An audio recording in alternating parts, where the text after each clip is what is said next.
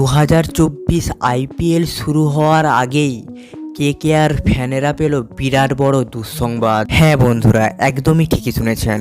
Kolkata night রাইডার্সের বিধ্বংসী allrounder বর্তমানে আইএল টি-20 লিগ খেলতে গিয়ে বিরাট বড় চোটের শিকার হলো। কে সেই অলরাউন্ডার? গৌতম গম্ভীর এই অলরাউন্ডারের ব্যাকআপ হিসাবে কাকে রেখেছে সব কিছুই জানাবো এই ভিডিওতে। কিন্তু তার আগে আপনি যদি প্রকৃতই কেকেআরের ফ্যান হয়ে থাকেন তাহলে অবশ্যই এই ভিডিওটিতে লাইক করে চ্যানেলটি সাবস্ক্রাইব করে দেবেন। বর্তমানে আইএল টি-20 লিগে কলকাতা নাইট রাইডার্সের দুই বিধ্বংসী অলরাউন্ডার সুনীল নারিন এবং অ্যান্ড্রিউ রাসেল আবুধাবি নাইট রাইডার্সের হয়ে খেলছেন। লাস্ট ম্যাচে আবুধাবি নাইট রাইডার্সের হয়ে ক্যাপ্টেন্সি করলেন অ্যান্ড্রিউ রাসেল।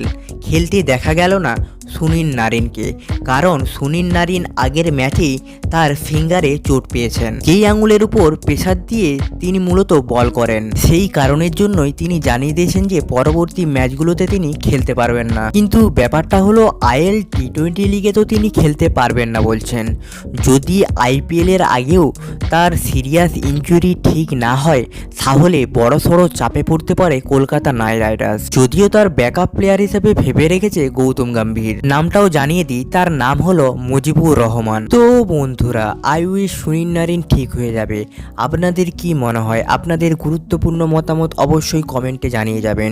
ভিডিওটি ভালো লাগলে অবশ্যই লাইক করবেন, আর কলকাতা নাইট রাইডার্সের সমস্ত নিউজ আপডেট পেতে চ্যানেলটিকে অবশ্যই সাবস্ক্রাইব করে যাবেন।